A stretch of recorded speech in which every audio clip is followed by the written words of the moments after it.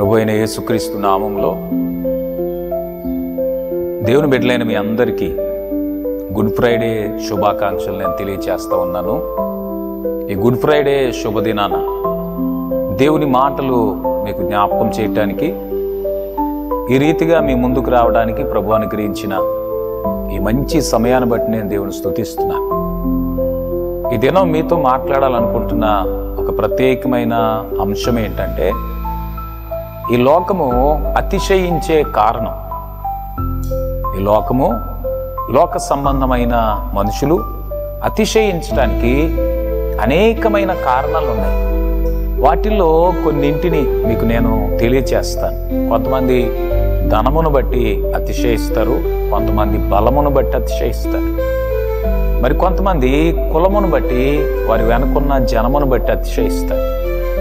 మరికొందరు ఉద్యోగము, పదవి, వ్యాపారము, పలుకుబడి, చదువు, ఈ రీతిగా పలు విధములైన కారణాల చేత ఈ లోకపు మనుషులు అతిశయిస్తారు.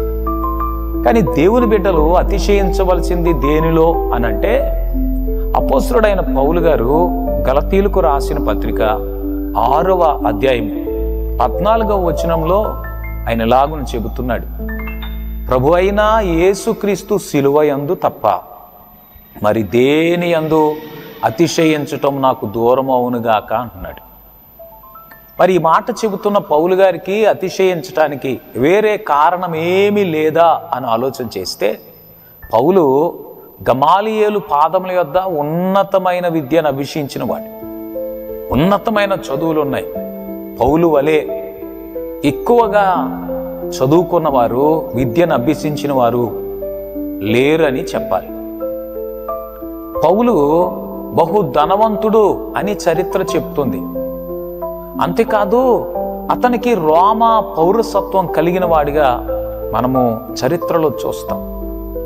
అతను అతిశయించటానికి, ఘనతగా, గొప్పగా భావించి సంతోషించటానికి ఇన్ని కారణాలున్నా, కానీ పౌలు యేసుక్రీస్తు శిలువ యందే అతిశయిస్తామని చెప్తున్నారు. దేవుని బిడ్డ, క్రైస్తవునిగా, క్రైస్తవురాలిగా నువ్వు అతిశయించవలసిన కారణం ఏది అనంటే, యేసుక్రీస్తు శిలువ యందే. ఈ లోకం శిలువను శాపంగాను, శిలువను హీనముగాను, అవమానముగాను, అసహ్యంగాను భావిస్తూ ఆ రీతిగానే మాట్లాడుతూ ఉంది. కానీ దేవుని బిడ్డ అయిన నీవు క్రైస్తవునిగా, క్రైస్తవురాలిగా యేసుక్రీస్తు శిలువను ఘనతగాను, గొప్పతనంగాను, దేవుని కృప ద్వారా మనకు రక్షణను కలుగజేసిన సాధనముగాను నువ్వు శిలువని ఎంచి, గ్రహించి, శిలువ యందే నువ్వు అతిశయించాలని ఈ మాటలు నేను మీకు తెలియచేస్తూ ఉన్నాను. ఎందుకు అనంటే, అపోస్తలుడైన పౌలు గారు కొరింథీయులకు రాసిన మొదటి ఉత్తరంలో 31వ వచనం, మొదటి అధ్యాయంలో ఆయన ఏమంటాడనంటే, అతిశయించేవాడు ప్రభువునందే అతిశయించాలని చెప్తున్నాడు.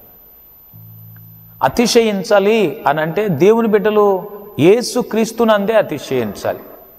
యేసుక్రీస్తు శిలువ ద్వారా చేసిన త్యాగమును, అలాగే శిలువలో మనకు దొరికిన రక్షణ, స్వస్థత, పాపక్షమాపణ, నిత్య జీవమును బట్టి అతిశయించాలి. శిలువలో ఇంత గొప్ప భాగ్యం మనకు దొరికి ఉండగా మనం అతిశయించటానికి శిలువ తప్ప వేరే కారణం ఏముంటుంది? ఆలోచించండి. ఈ లోకం వ్యర్థమైన వాటి అంత అతిశయిస్తూ ఉందని చెప్పాలి. వారికున్న పేరు, ప్రఖ్యాతి, పలుకుబడి, ధనము, బలము, జనము, వారి కులము, ఈ రీతిగా అనేకమైన కారణాలు చెప్పుకొని మేము ఫలానా, మేము వారు, వీరు అని చెప్పుకొని వారు అతిశయిస్తున్నారు. పౌలు ఏమంటారనంటే, ఫిలిప్పీలకు రాసిన పత్రికలో 2వ అధ్యాయము 3వ వచనాన్ని చదువుతుంటే, కక్ష చేతనైనా, వృధాతిశయము చేతనైనా ఏమీ చెయ్యొద్దు అని చెప్తున్నారు. వ్యర్థమైన అతిశయం, వ్యర్థమైన వాటి అందు అతిశయించటం దేవుని బిడ్డలుగా మన జీవితాలలో ఉండకూడదు. అది మనకి వీలు కాదు. అది మనము అలాగ అతిశయించవలదు. మరి దేనిలో అతిశయించాలి అని అంటే, యేసుక్రీస్తు శిలువ యందు ఆ శిలువ ద్వారా ప్రభు మన యేళ్ళ చూపించిన కృపయందు సంతోషిస్తూ మనం అతిశయించాలి. అందుకే ఇర్మియా గ్రంథంలో ప్రభు చెబుతున్న మాట ఏంటంటే, ఇర్మియా గ్రంథము 9వ అధ్యాయము 23, 24 వచనాల్లో ప్రభు ఇలా చెప్తున్నాడు, జ్ఞాని తన జ్ఞానమును బట్టి, శూరుడు తన శౌర్యమును బట్టి అతిశయించకూడదు, ఐశ్వర్యవంతుడు తన ఐశ్వర్యమును బట్టి అతిశయించకూడదు.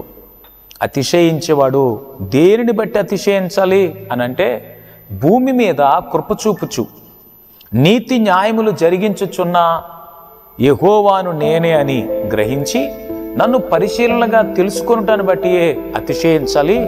అట్టి వారిలో నేను ఆనందిస్తాను అని ప్రభు మాట్లాడుతున్న మాటలు మీరు ఇక్కడ చదువుతారు. దేవుని బిడ్డ, భూమి మీద కృప చూపిస్తూ నీతి న్యాయములు జరిగించుచున్న ప్రభువు యెహోవా అని తెలుసుకొని గ్రహించి ఆయన కృపను బట్టి, ఆయన కృప ద్వారా యేసు క్రీస్తు మనకు అనుగ్రహించిన రక్షణను బట్టి, సిలువలో యేసు ప్రభువారు మన కొరకు చేసిన బలియాగమును బట్టి అతిశయించాలి.